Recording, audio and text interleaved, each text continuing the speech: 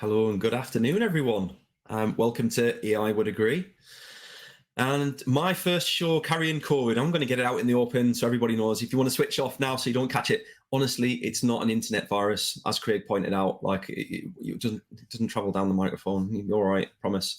But yeah, I'm still here. I couldn't let my audience down. I know how much you all enjoy the show. So my guest today is a man who needs very little introduction, as ever with any of my guests. Craig Fearn, welcome to the show. Thanks a lot, Paul. Good to be here. Good to have you along. For the audience that's watching the show, the reason I've chosen to speak with Craig on the show is, first of all, because a lot of what Craig talks about is very close to my heart. Having been through mental health issues myself in the past, to a lesser or greater extent, a lot of what Craig talks about is very good common sense, makes a lot of good business practice, and I'm sure Craig helps a lot of good people along the way as he goes along. For me, there's been a lot of conversation over recent months about identifying vulnerable customers, specifically within the contact center space. And part of the reason I got into talking with Craig in the first place was a random networking session, even though he pretty much works in the same industry as me. But the thing that drew me to Craig's mission is that I've for a while now had a big bugbear about there's so much focus put onto that section of supporting customers, which is good. That's great, and it should be there. But what about the agents? Because if we're looking at 54% of the UK adult population being classed as potentially vulnerable, according to the FCA, and that was some time ago. Let's be honest, that's likely to have risen quite considerably, I would think, in the meantime. Who's looking after the agents, and how are they looking after the agents? And I am, to be fair, starting to see a lot more conversations around the topic now, and a lot more people kind of coming to the front and recognising that it's something that needs discussing. But that's where Craig comes into the conversation. I'll not steal your thunder, Craig, but it would be great to hear a little bit about how you got where you are now and what your mission is. Yeah, sure. So I, like most people who end up where they are, didn't actually intend to get there at all. My ambition when I was a youngster was to be an astronaut. And I know that was it. That's all I ever wanted to do, was an astronaut. Unfortunately, I missed out. Clearly failed a few medical tests. The main medical test I would have failed would have been that I actually suffer from mental ill health personally. So I suffered from mental ill health since about the age of 12. I was unfortunate enough to go to a private school. I was 45 on Monday this week. So thank you. I was of the age where mental health wasn't a thing, and that effectively you needed to suck it up, get back in there, and sort of put your bum back on the seat, do the exam. And the poor guy in front of me that I used to vomit on because I was too anxious wasn't overly impressed. It kind of got to the stage where people were actually reading down, because we were all sat alphabetically. People were reading down the alphabet to see which one was sat in front of me during the exam. It really was a sort of thing, and I would go at the back, and the person that was invigilating the exam would sort of come along and say, no, you've got to go back in, because if you don't go back in, you get nothing. Well, I can assure you, you also get nothing when you go back in, vomit, and can't actually write on a piece of paper. So I came out with very little in the way of qualifications, didn't really know where I was going, what I was doing. Fell into the world of call centers, where I think I probably worked in one of the first outbound sales call centers in the country, which was based in Cornwall and partnered with one in Manchester for a company called the Money Group. And I worked there for a little while before I moved out of mortgages and call centers and went into sort of the proper world of finance, where I came down with a condition called chronic cluster headache, and started having times off for brain scans and things like that. And I was given an amazing choice by my employers at the time, which was, choice number one, you can quit, Or choice number two, we're going to manage you out on ill health, which, you can imagine probably wasn't the thing someone wanted to hear while they were running around somebody trying to find what was wrong with their brain. I sort of, so I decided to leave under my own steam, rightly or wrongly, as I thought it was the best thing to do.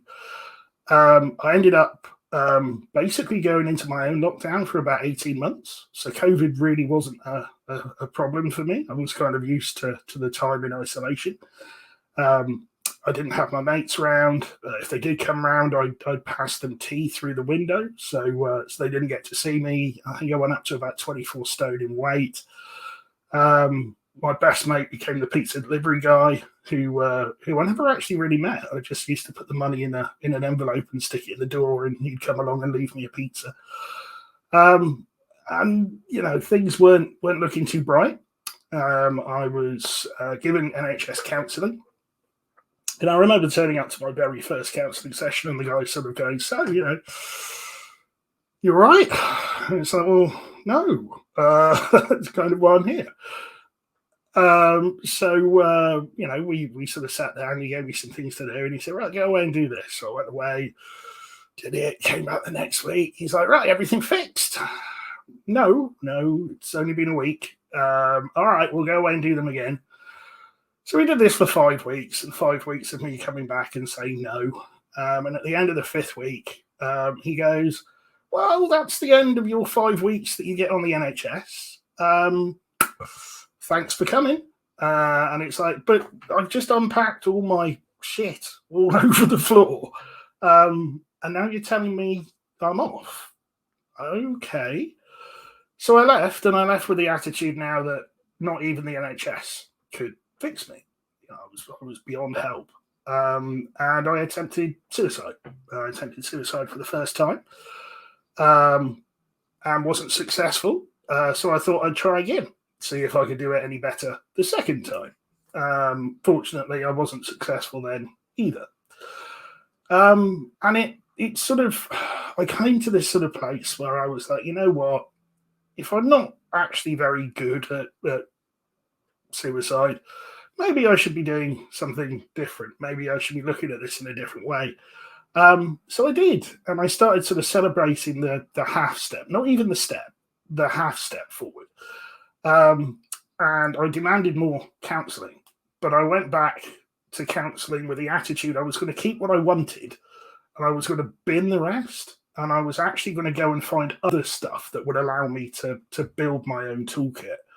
It was just for me. So it wasn't going to be a sort of a one-size-fits-all solution. It was going to be something that I could use in life for me to keep going. And I got to such a stage where I was like, okay, yeah, this is starting to work. I better stress test it. As we do, we need to find out if these things are really working. So I decided I'd do something really easy and hardly stressful at all, and go to university, which, clearly is highly recommended for those who don't like stress.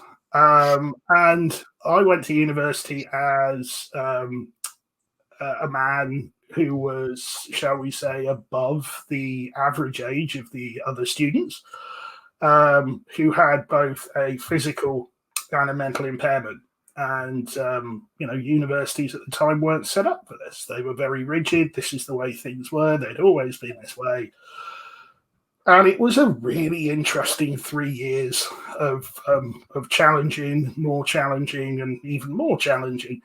But in the end, I qualified. I got my degree. And then I decided that actually that wasn't enough, and I wanted some more. So I went and got a master's degree.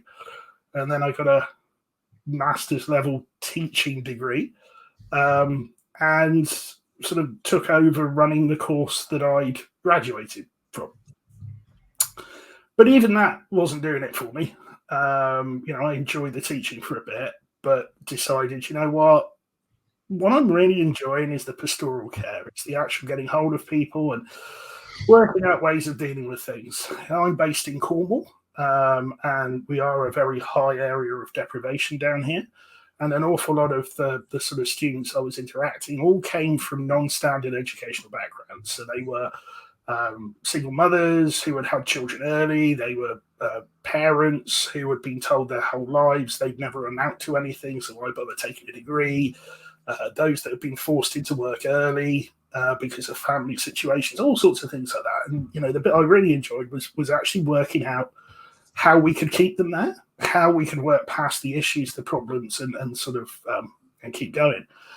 And I remember coming home one day and speaking to my wife now, she wasn't back then, and sort of saying, this incredible job that I've worked all this time for, and, I get a decent wage and a pension and all that, and your gran even knows what I do, because you've made it if your gran understands your job. That's how I sort of gauge my work positions. If my gran gets them, then they're relatively good. And she was like, "Yeah." I said, "Yeah, I'm going to jack it all in, and I'm going to go self-employed." And then started the longest 12 hours of my life. Well, we had a very interesting conversation on exactly what size my brain had shrunk to that day. And we kind of reached the next morning, and I think generally due to lack of sleep, she gave in. And I decided, what, I'm gonna quit. So I went in, I quit, and I started my own business, Lighthouse Mentoring. Now, Lighthouse Mentoring was a business that I started to help support university level students. So, the sort of demographic that is just coming into university, 18, 19, first job type people, first places that they were going. And I loved it. Absolutely loved it. Paid for by the government, which means you've got to jump through enough hoops to make you dizzy. But it was a really, really rewarding job. And I did that quite happily for a while until I was contacted by the company who'd employed a graduate that I'd worked with. And they said, "Look, we've got so-and-so here. He worked with you while he was a student. He's told us about what you do. Do you think you could do it for our staff?" And I was like, "Well, how much?" No, clearly what I said was, it's going to take a bit of thinking through because it's slightly different, but I'm sure there's a way that we can make this work. So we did. And about 2 years later, after doing that and picking up a few other businesses, the same business came back and said, "Okay, we're doing this, but actually we'd much rather have some way of doing something that's more sustainable, so we don't have to continue to sort of react to situations. We want to be more proactive. How can we be more proactive?" So I said, "Okay, fine." So I sat down and basically I worked out my own 17-point plan on how you can make your workplace more well-being friendly and actually change the culture of the workplace in itself. And started doing that. Recently, I was approached by the Institute of Directors and asked to become their wellbeing ambassador, which I was quite pleased about. I still sit on the European Mentoring and Coaching Council and do bits and bobs with them. My work now takes me to all different corners of the planet. Unfortunately, not in person. This computer stuff's got a lot to answer for. But as I was saying to Paul, this week I've spoken to Alaska and I've spoken to Tel Aviv and I've spoken to Samoa. Incredible places with people doing incredible things, all about something that I'm really passionate in. And that's sort of a very abridged version of my life. Yeah. It's an inspiring story, Craig. And actually, it's quite surprising that I've not actually heard that story before, because when we were talking before, we were probably talking more business terms than we were talking about personal life stories. So, from my point of view, I can imagine that's originally would have been a really hard story to tell. And I can imagine to a certain extent it still is. But the difference that you must make to people's lives as a result of telling it, obviously make it worthwhile. I think that's the big thing, ultimately, again, Men's Health Week and men's mental health and sort of thing. It's mental health doesn't discriminate. It doesn't care if you're fat, thin, old, young, white, black, male, female. It is one of those things. But the sort of I suppose one of the sort of stereotypes is that, you know, people who run businesses or are relatively successful, or, you know, they're bulletproof. And nothing could be further from the truth. You know, the bit is that we look at our businesses and we look at sort of what we can do to sort of look after our staff, because, you know, the staff are the productivity hive of what we're doing. But in actuality, you know, I was watching a program on billionaires and billionaire mindsets a little while ago, and, you know, what was identified to me was exactly how lonely these individuals are, and how paranoid they are, and how, you know, they believe the whole world is just interested in them because of their money, and they can't actually make any friends because the friends they make, they believe, are after something. And the fact that they're followed by security guards everywhere because someone might kidnap one of them and get their and then I sort of balance that with some of the work I do with sort of CEOs and sort of directors, where, you know, you say to the director, oh, you know, you've got this this plan in place, your employee benefits scheme, and it's got a telephone number. Have you ever used it? No. Why not? Well, because if anyone got to hear that I was accessing this sort of stuff, then, you know, it'd be blood in the water, and people would think that, you know, I was weak and there was a problem. And it's like, well, no, actually they wouldn't, but that's the perception. The perception seems to be at the top as well as the bottom. But for some reason, we divorce the workforce from the management chain, and we say, no, this is only at this end that people start getting these issues, or only at this end that people start getting these issues. So, you know, yeah, it's opened a lot of conversations for me. And I think one of the reasons for that is I firmly believe in an empathetic approach to anything I deal with. Now, you and I may not suffer in exactly the same way from exactly the same conditions, but I have an understanding of what these things are going to be like, and never am I going to turn around and ask you how it made you feel. Which is one of my biggest bugbears, or the well-meaning friend who really is trying hard but goes, you know, I can't imagine how it must be awful being you. And it's like, yeah, bloody right it is. Thanks very much for reminding me. Yeah. So it's sort of that position, that stance of empathy, and when people don't care what you know until they know that you care.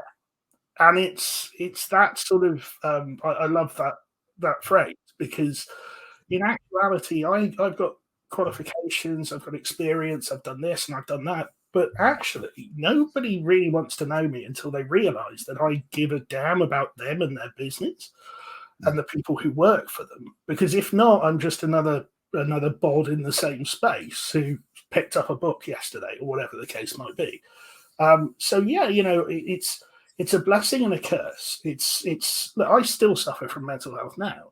I still have days where I hide under the duvet and pretend the world needs to go away, or I ring my wife and say, you've got to take my son to school because I just can't face it.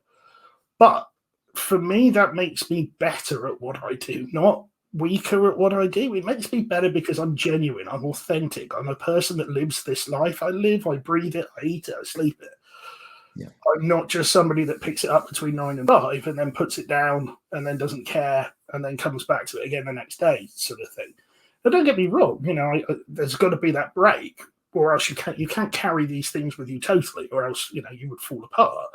But if you manage these things correctly, and this is something, you know, over time that I've managed to get better at, and it's something that I teach other people how to do, then you can live a perfectly productive life while operating with some form of mental ill health. So I guess for a lot of businesses out there who are watching this, a lot of the standard reaction to mental health concerns is that it's a problem that the employee needs to solve, right? Whatever the level that employee is at, it's their problem to fix. Is that something that you come up against a lot? So basically, I was campaigning on behalf of mental well-being way before it was cool. You know, I was the guy who was knocking on the door and getting chased away by the dogs. Go away, you crazy man. Mental well-being, that's not a thing. For me, I split these things down into two very distinct camps to a certain extent. So I practice and advocate for what I call strategic well-being. The other side of that is the idea of initiative-based well-being. Now, strategic well-being is one of these where we sort of sit down, we work out where you are, we work out where you want to go, we work out how you're going to get there, and we plug in the right bits to get you there, and then we monitor it right the way through until you get to where you need to go. Now, that requires the business to take responsibility for being part of the solution. On the other side of the equation is what I would refer to as initiative-based well-being. Now, well-being initiatives are amazing things. Anything that increases understanding of well-being or increases tools for people to be able to improve their well-being, I will never, ever put down in any way. But when we have sort of, for example, someone sort of comes in and says, okay, we're gonna put a course on resilience this week. Brilliant. Course on resilience. Great stuff.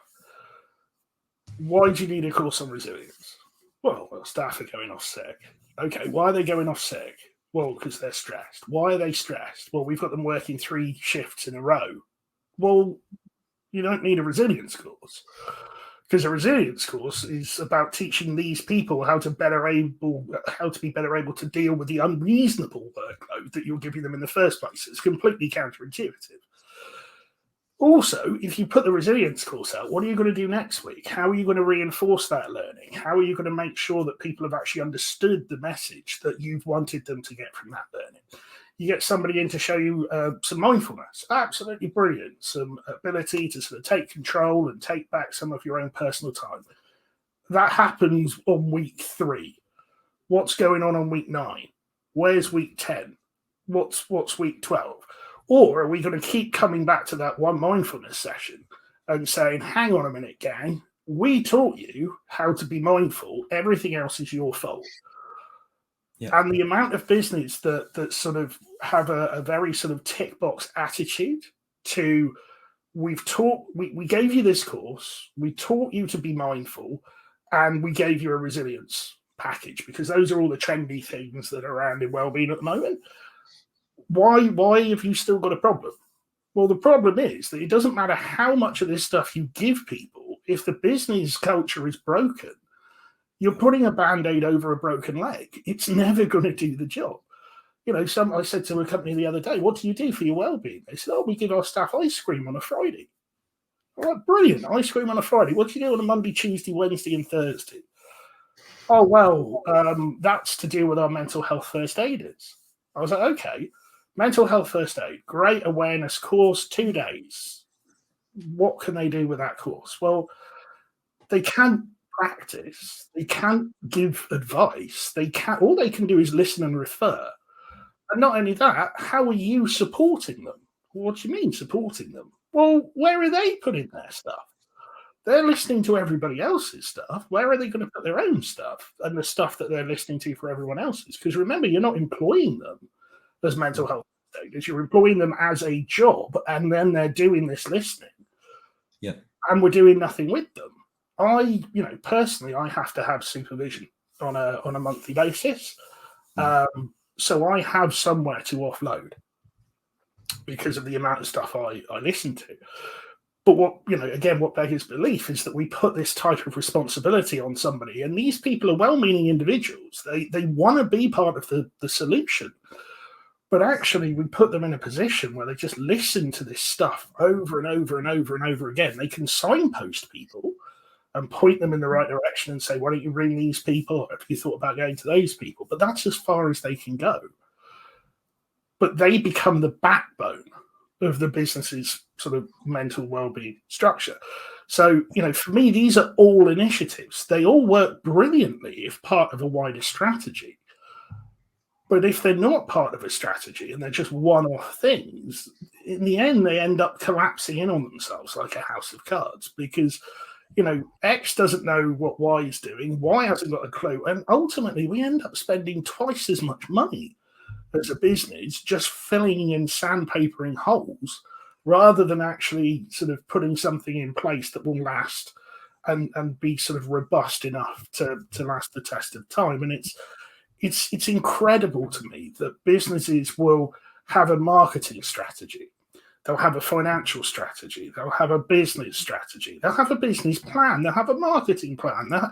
They don't have a well-being plan. They have a HR plan, and I would argue HR and well-being sit slightly aside to each other because it's not fair HR for HR to be all things to all men. It just can't happen. So, there's no sort of thing there. And, the other bit is that they'll businesses, turn around, they say, okay, look, we need to do X. I've got someone who's really interested in that on staff. I'm going to send them out to find out everything they can about it and then come back. Okay, now what? And then the person comes back and they're like, oh, I've got all these great ideas. And it's like, brilliant. Okay, how are we going to put them into place? Well, I don't know. I'm not a well-being expert. You just sent me off to look at X, Y, and Z and, all this kind of stuff. So, it's always a really interesting thing to me how this splits down into the sort of the stuff that you would assume is relatively straightforward. So let's get a strategy, a plan, a budget, work it out, work it forward. How does it work? Who's the best people to come in and do these kind of things? But actually, it's hardly done. What happens is it's the other way around. So someone will go, oh, I saw somebody do a really great thing on mindfulness the other day. Can we get them in? Well, yeah, sure, we can get them in. Get them in. They're absolutely brilliant. They do a marvelous job. Our staff are really chuffed. And they've had an afternoon doing mindfulness. But that's it. That's where it stops. The other sort of side of it is initiatives put a lot of the emphasis on the employee, whereas strategy puts a lot of the emphasis on the business. So the business has to create the strategy with help or without help or whatever it might be, and then plug the initiatives into it. The initiatives are the things that you roll out to the employees and say, okay, gang, we've decided you're going to be doing this, this, this, and this. But what we shouldn't be doing is just throwing a whole load of initiatives at people and saying, right, that's our responsibility over. We bought you an ice cream, we gave you some fish and chips, we've made sure that you can sort of do the lotus position, and next week we're going to do you a full course on burnout, and that's it. Good stuff. Yeah. Thanks very much. So, yes, for me, it's massively important that businesses understand they hold the key. They are the business. They're the employers. They're the people that set the culture within which everybody else works.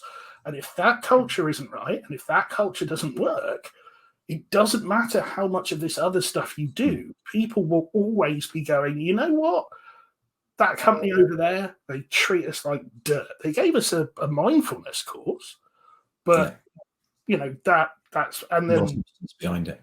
And there you go. I think it's fair to say as well. Like, I really enjoy the challenge of the contact center environment in terms of how it works and how it operates, and the diversity of workplaces that you have out there, and the fact that you can have so many people remote working as hybrid working and fully on site. And that creates a massive challenge for a lot of businesses now, especially more now than ever, in that you've got people who are out of sight who are potentially struggling, where the business would potentially find it hard because you're not looking across the desk at those people anymore. And that's one of the beauties of why I enjoy working at TMAC, is that's an initiative we're working on at the moment with one organisation, is to identify high stress environments, high stress calls, high stress situations that their advisors are being put under, and can we identify well-being and welfare issues that we can signal to the business to give them a hand with that process. I think it's you've seen the technology yourself. What's your thoughts on technology supporting that in general? I think I think you use a key word in support. So for me, part of the problem we have with remote working and things like that is we remove the human interaction from the scenario. Now, again, we're talking in very broad brushstrokes here because there are some people who are more than happy with all human interaction being removed from the board. But in my experience in sort of supporting people with large teams in different places, what I've found, and I think I've mentioned it to yourself, is that the only interactions they do get with other people, especially within the business, are business interactions. So what you're getting is, hey, how are you doing on your targets? What have you done today? How have you done this? Da, da, da. So the only conversation they have with the business is based on business.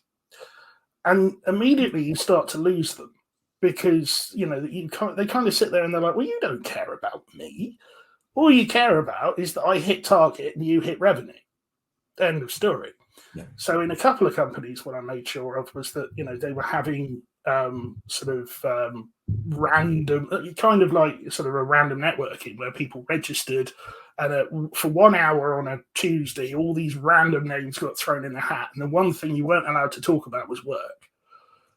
And effectively, all these people could talk to somebody else who was working from home, and it wasn't to do with work. And then if you wanted to maintain that contact, you could. If you wanted to find something else, you could. And actually, what it also did was built up all these wonderful sort of lines over all these different elements of the business.